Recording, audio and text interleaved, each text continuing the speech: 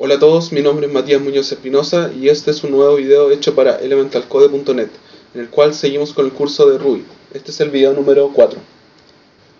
En este video hablaremos más sobre variables y constantes, en especial sobre las variables numéricas y las operaciones que podemos hacer con ellas. Utilizaremos el shell interactivo de Ruby tanto en Windows como en Linux, simplemente para ver la diferencia. El shell interactivo de Ruby nos sirve para hacer pruebas Ruby desde la terminal y ver los resultados al instante. También podemos probar nuestro código y hacer consultas. Para abrir el shell interactivo nos vamos a inicio, a todos los programas, a Ruby y luego a interactivo Ruby.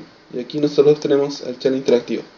Acá nosotros todo lo que podemos hacer acá también lo podemos hacer en Sublime Text o en un editor de texto.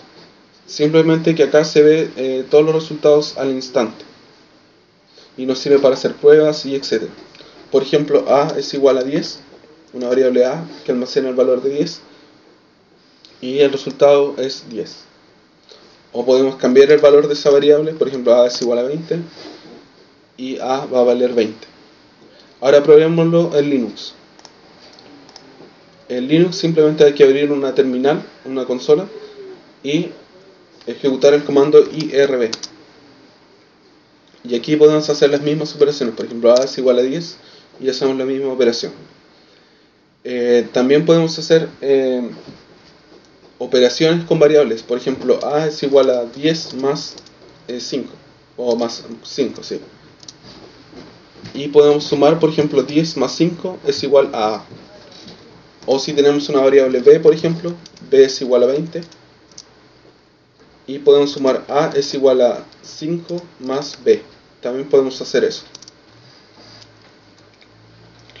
Aparte de la operación de suma, también podemos hacer operaciones, por ejemplo, con resta. Por ejemplo, 4 menos 2 es igual a 2. O 4 por 2 es igual a 8. O 4 dividido 2 es igual a 2.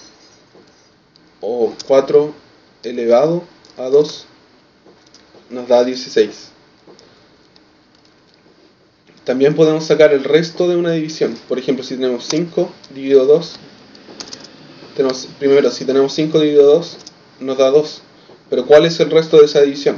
Para sacar el resto de la división, o lo que sobra de la división, podemos utilizar el operador mod. También podemos usar paréntesis. Por ejemplo, a es igual a 5 por 6 más 8. Y nos da 70. Si nosotros, por ejemplo, no usamos paréntesis, nos va a dar prioridad en la multiplicación. Entonces cambia el valor. También podemos usar constantes. Para usar una constante, por ejemplo, pi es igual a 3.14. Nos da 3.14. Y se supone que esto no debería cambiar. Lo que pasa es que en Ruby sí se puede cambiar el valor de las constantes. Para que sea una constante tiene que empezar con mayúscula. O puede que todo el nombre de la variable esté con mayúscula. Por ejemplo, también podríamos declarar otra variable, 3.14. Pero nosotros podemos cambiar el valor de pi. Por ejemplo, pi es igual a 5, por ejemplo, como ejemplo. Pero nos da un resultado, porque dice que pi está definido como una constante. Como vemos, nos dice que fue inicializado como una constante. También podemos hacer conversiones entre variables. Por ejemplo, si nosotros tenemos una variable c es igual a 10 o a 50 y lo queremos convertir a float, por ejemplo, usamos el método toF y se convierte a float, o sea, le añade un decimal. Lo podríamos convertir a string con toS y se convierte a una cadena de caracteres. O convertir a entero. Bueno, ya es un entero, pero lo podemos hacer igual. Esto es un método. Por ahora, para entender qué es un método, simplemente vamos a decir que son acciones de un objeto. Como en Ruby todo es un objeto, 50 también es un objeto. Entonces 50 tiene una acción que se llama toI. Por ahora lo vamos a entender así. Luego nosotros más adelante vamos a definir nuestros propios métodos. Por ejemplo, hagamos más ejemplos. si tenemos una variable d y podemos usar get.chomp para obtener el valor de d, y acá nosotros le ingresamos el valor de d. El valor de d va a ser 67, por ejemplo, y aquí nos dice que es 67. Ahora intentemos sumar d más 5 y nos da un error, porque lo que hace este método es lo que ingrese el usuario se convierte a un string. Entonces nosotros podemos convertir, para poder sumar d más 5, podemos convertir d a string, a entero. Para eso usamos d to i, y ahí podemos sumar d más 5, y el resultado de d es 72. También también podemos consultar de qué tipo es una variable. Por ejemplo, d le consultamos la clase y es de tipo fixNum. Si nosotros tenemos, por ejemplo, un 10, también le podemos consultar la clase y es de tipo fixNum. Si tenemos un 10.44 y es de tipo float. O si tenemos un string, por ejemplo, hola, podemos consultar la clase y es de tipo string.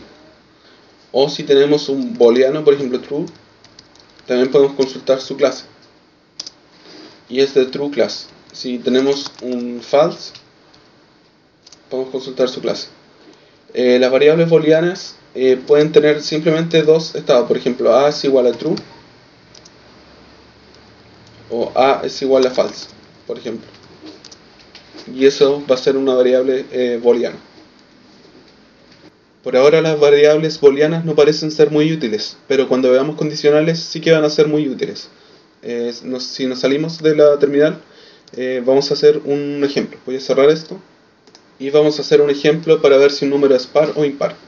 Le vamos a pedir al usuario que ingrese un número, por ejemplo con print ingrese un número, y luego almacenamos ese número en una variable con get.chomp, y luego vemos si ese número es par o impar. Para eso se utiliza, primero voy a mostrar, para eso se utiliza el método even, si a even, y eso nos dice si es par. Entonces es par, voy a dejar así, y lo vamos a ejecutar. Nos vamos a cd bt4 de video tutorial 4 y dice que no existe. Entramos así simplemente y ejecutamos ruby par o impar, y esto se ejecutará o no. Veamos. Ingresamos 5 y nos da un error. ¿Por qué? Porque recordemos que getChomp no nos recoge un string. Entonces nosotros tenemos que convertir a string primero. Entonces lo que podemos hacer nosotros es, primero, es a punto to i, y ahí lo convertimos a string. Y entonces si lo ejecutamos de nuevo, 5 false, nos dice que no es par. Entonces para que esto quede mejor, podríamos dejarlo dentro de comillas y usar la interpolación. Lo vamos a hacer. Entonces decimos es par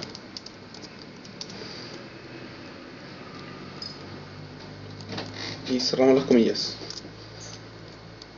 Y también podemos consultar si es impar. Para eso utilizamos otro método. Entonces es impar, usamos la interpolación a, utilizamos el método odd y consultamos si es impar, y entonces nos va a devolver, si lo ejecutamos, por ejemplo 5 es par, false, falso, es impar, true, verdadero. Eso es todo por este video. Si quieres nos puedes seguir en nuestro Twitter como Código Elemental, o en mi Twitter como Gridcast, o también nos puedes seguir en Facebook como facebook.com/elementalcode. Si te gustó este video, dale like o suscríbete a nuestro canal. Eso es todo, nos vemos en un próximo video. Chao.